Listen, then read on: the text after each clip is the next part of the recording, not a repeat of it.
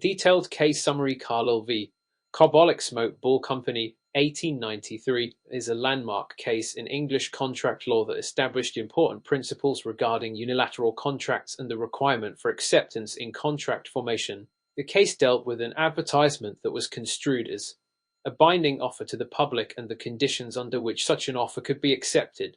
Background facts. Claimant plaintiff Mrs. Louisa Elizabeth Carlill. Defendant Carbolic Smoke Ball Company. Background facts.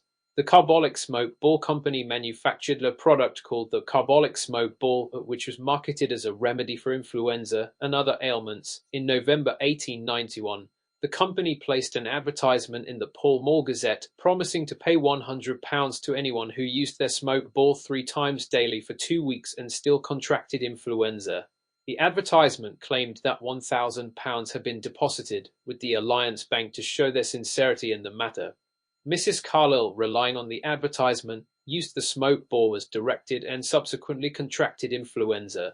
She sought to claim the £100 reward, but the company refused to pay, leading her to file a lawsuit. Argument in the court case. Plaintiff's argument.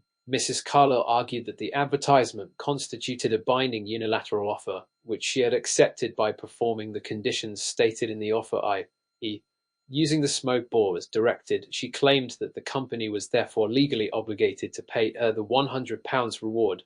Defendant's argument. The Carbolic Smoke Ball Company contended that the advertisement was a mere sales puff and not a serious offer.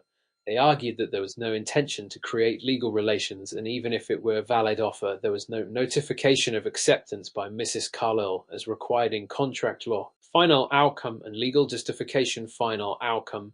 The Court of Appeal ruled in favor of Mrs. Carlill, holding that the advertisement was a binding unilateral offer and that Mrs. Carlill had accepted the offer by performing the conditions stipulated, using the smoke ball as directed and contracting influenza.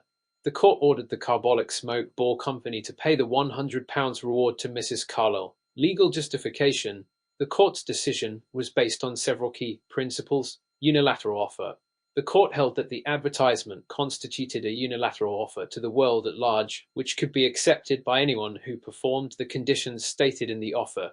Intention to create legal relations. The court found that the deposit of £1,000 with the bank demonstrated the company's serious intention to be legally bound by the offer. Notification of acceptance.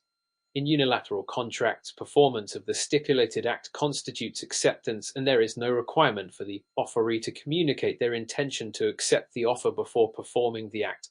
Key concept. The Carlill v.